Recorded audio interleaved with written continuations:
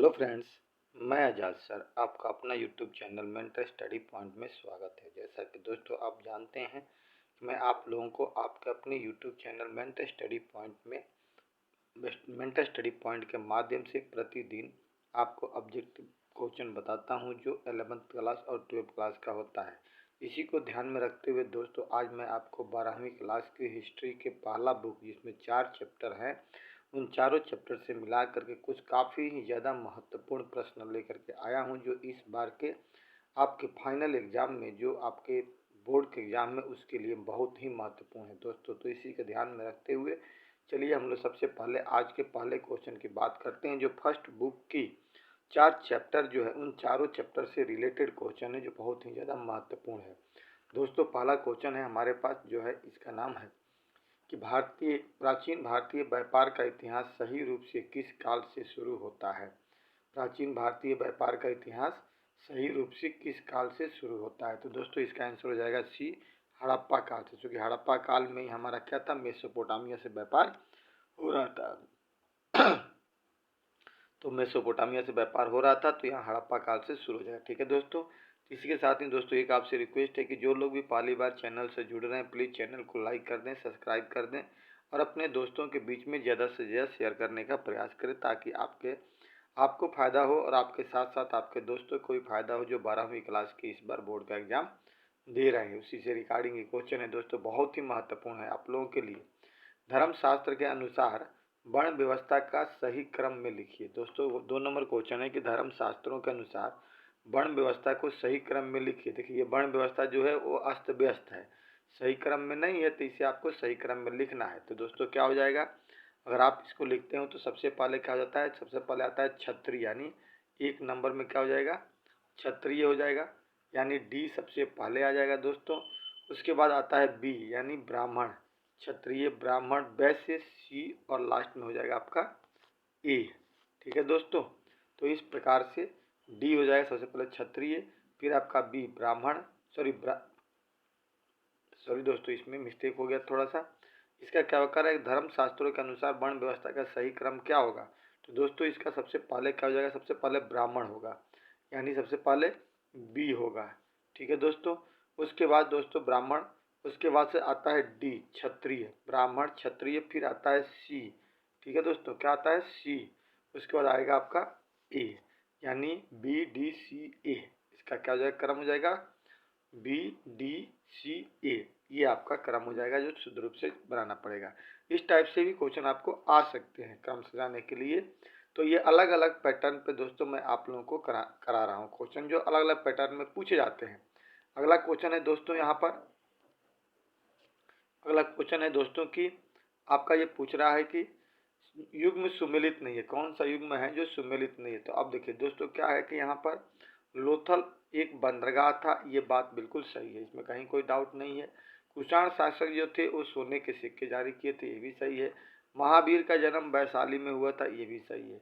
Indica के रचयिता मेगास्थनीज था, चाणक्य नहीं था। तो दोस्तों क्या हो जाएगा, ये हमारा सुमेलित नहीं है, डी, यानी डी के सामने क्या होना चाहिए था, इंडिका के सामने मेगास्थनीज होना चाहिए था, जबकि चाणक्य है, तो ये शुद्ध नहीं है। बाकी तीनों के तीनों सुमेलित हैं, इसको ध्यान दीजिएगा। इस टाइप से क्वेश्चन भी आते हैं और हम गलती कर देते हैं क्या कि हम मैचिंग करने लगते हैं, तो हमारे लिए दिक्कत हो जाता है दोस्तों। अगला दोस्तों क्वेश्चन आपको नया नया पैटर्न है दोस्तों, ये अलग अलग पैटर्न के क्वेश्चन पूछेगा, उस पैटर्न पे मैं आपको बताने का प्रयास कर रहा हूँ। अब दोस्तों कह रहा है कि गलत सही का निशान लगाइए। 2 क्वेश्चन आपके ऐसे भी होंगे जो गलत और सही के निशान लगाने होंगे। कहता है कि चाणक्य चंडाल का मुख्य कार्य मृत जानवरों एवं व्यक्तियों के शव को उठाना होता था, ये बिल्कुल ही क्या है, सही है। ठीक है, चंडालों का मुख्य काम क्या होता था, मृत जानवर और व्यक्तियों के शव को उठाना होता था। ठीक है दोस्तों, अगला क्वेश्चन है हमारा 5 नंबर क्वेश्चन। 5 नंबर क्वेश्चन कह रहा है कि हड़प्पा वासी रोम साम्राज्य से व्यापार करते थे, ये गलत है। क्या है, गलत है, क्योंकि हड़प्पावासी रोमन साम्राज्य से नहीं, हड़प्पावासी मेसोपोटामिया से व्यापार करते थे। ठीक है ना, मेसोपोटामिया की जो सभ्यता थी उससे क्या करते थे ये लोग, व्यापार करते थे, इसलिए यहाँ पे रोमन साम्राज्य की जगह पे क्या हो जाएगा, मेसोपोटामिया कैसे व्यापार करते थे। ठीक है दोस्तों, तो एक गलत सही था, तो दूसरा गलत हो गया। अगला दोस्तों कह रहा है कथन को सही करके लिखिए। ठीक है दोस्तों, कथन को क्या करना है, इसको सही करना है, करके लिखना है।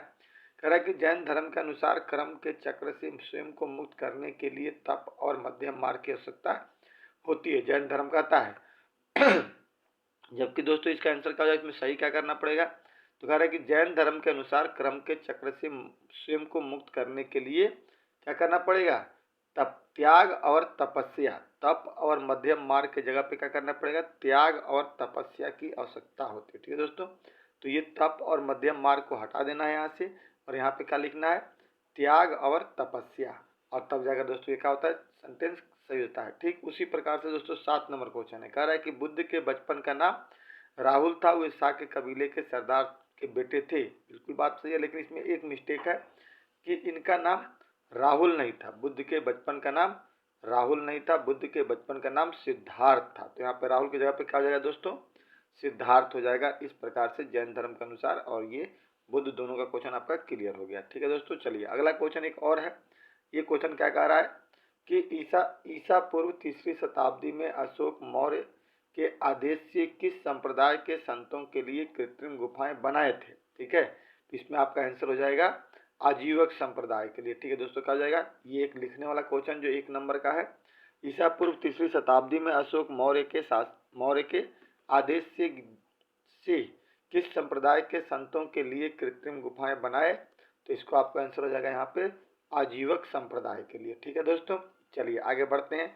प्लीज दोस्तों आपसे रिक्वेस्ट है कि जो लोग भी चैनल से पहली बार जुड़ रहे हैं या चैनल को देख रहे हैं, प्लीज चैनल को सब्सक्राइब कर दीजिए और अपने दोस्तों के बीच में ज़्यादा से ज़्यादा शेयर करने का प्रयास कीजिए, ताकि आपके साथ साथ आपके दोस्तों को भी फायदा मिले, और एक कमेंट और एक लाइक से हमारा मनोबल बढ़ाइए आप। ठीक है दोस्तों, अगला दोस्तों क्वेश्चन है कि यहाँ से भी क्वेश्चन पूछे जाते हैं आपके कि पितृवंशिता और मातृवंशिता में अंतर बताइए। ठीक है दोस्तों, तो आपको क्या करना है कि आपको इसमें पितृवंशिता और मातृवंशिता का डिफाइन करके दोनों को लिख देना है। जब भी अंतर लिखना चाहिए तो आपको ऐसे करके और ऐसे लकीर बनाइए, 1 नंबर यहाँ डालिए, 2 नंबर यहाँ, 1 नंबर यहाँ डालिए, और दोनों को अंतर करके ऐसे करके लिखने का प्रयास कीजिएगा। ये आपका 2 लाइन में लिख दीजिएगा, आपका 40 वर्ड का ये सेंटेंस बन जाए, 20 वर्ड में लिखना है। अगला दोस्तों क्वेश्चन है कथन और कारण का क्वेश्चन है। ठीक है दोस्तों, कथन कारण का क्वेश्चन है, इसको देखते हैं क्या कह रहा है।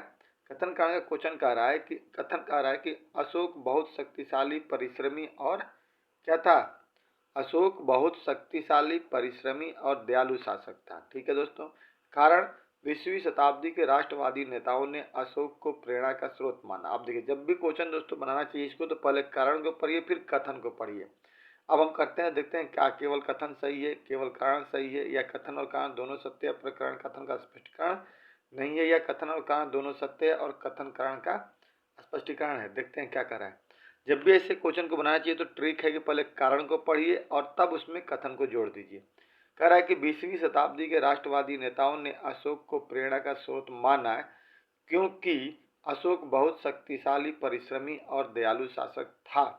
इसका मतलब कि कथन जो है वो कथन और कारण दोनों सत्य है, और कारण जो है वो कथन की व्याख्या कर रहा है। तो दोस्तों इसका आंसर क्या हो जाएगा, इसका आंसर दोस्तों हो जाएगा आपका डी हो जाएगा। ठीक है दोस्तों, कथन और कारण दोनों सत्य है और कथन कारण का स्पष्टीकरण भी कर रहा है। ठीक है, चलिए अगला क्वेश्चन कर रहा है भरने वाला क्वेश्चन है दोस्तों। ठीक है दोस्तों, यहाँ पे क्या है, भरने वाला क्वेश्चन है कि वर्ष 1919 में संस्कृत के प्रसिद्ध विद्वान डॉट के नेतृत्व में महाभारत का समालोचनात्मक संस्करण तैयार करने की महत्वाकांक्षी परियोजना शुरू हुई थी।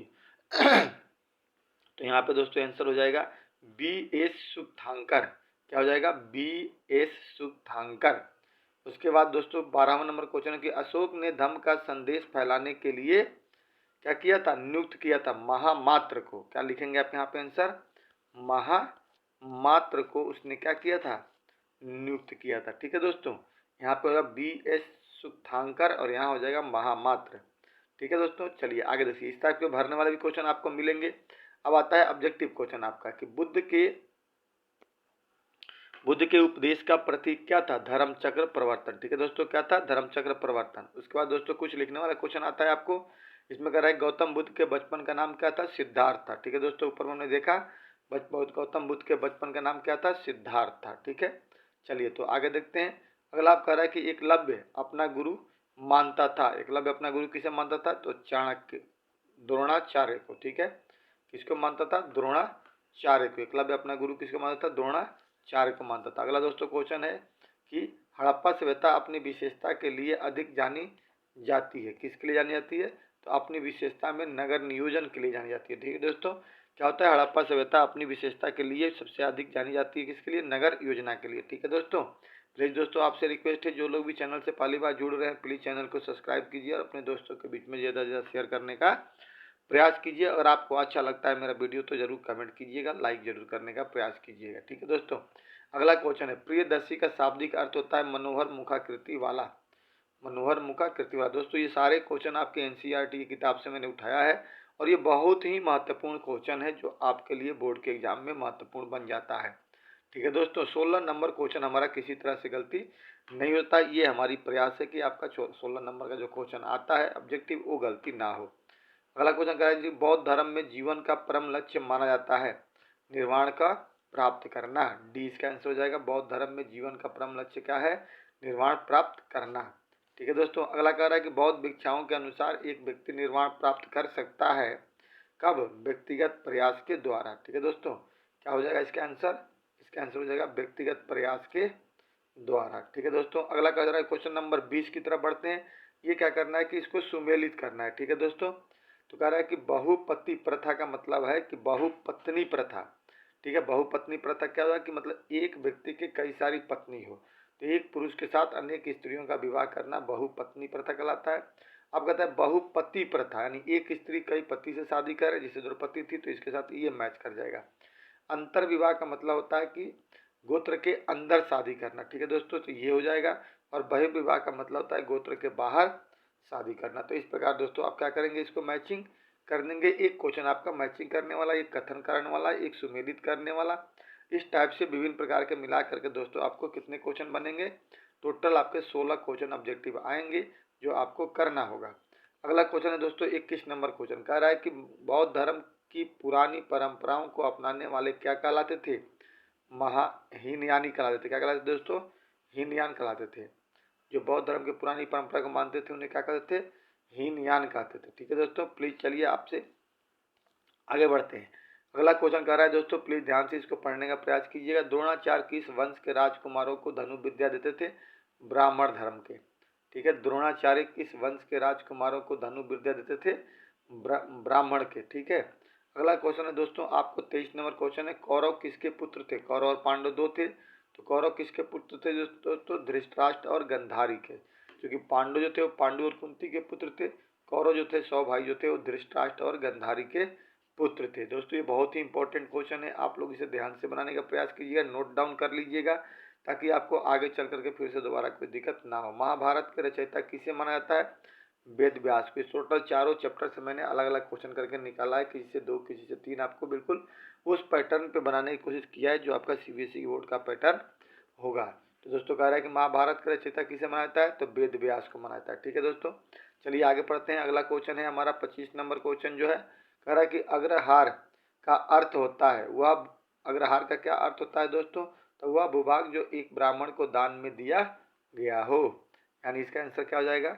इसका आंसर हो जाएगा आपका ए, वह भूभाग जो एक ब्राह्मण को दान में दिया गया हो। अगला क्वेश्चन है दोस्तों लास्ट क्वेश्चन है, टोटल 26 क्वेश्चन है आपके एक वीडियो में। 26 क्वेश्चन काफ़ी आपको याद करने के लिए। प्रभावती गुप्त भूमि दान करना चाहती थी क्योंकि वह धार्मिक प्रतिष्ठा पाने के लिए करती थी। किस लिए? धार्मिक प्रतिष्ठा पाने के लिए। ठीक है दोस्तों, तो इस प्रकार दोस्तों मैंने आपको आज के वीडियो में 16 क्वेश्चन कराया, जो इसी में से कल के टेस्ट में आपके 16 क्वेश्चन होंगे। आपको अच्छी तरह से याद कर लीजिएगा, एक क्वेश्चन से कई सारे क्वेश्चन बनते हैं दोस्तों। ठीक है, 2 लोग भी चैनल से पहली बार जुड़ रहे हैं प्लीज़ चैनल को लाइक और सब्सक्राइब कर दीजिएगा और अपने दोस्तों के बीच में ज़्यादा से ज़्यादा शेयर करने का प्रयास कीजिए। ठीक है दोस्तों, अगले वीडियो में मिलते हैं, तब तक के लिए आपसे हम विदा चाहते हैं। जय हिंद, जय भारत।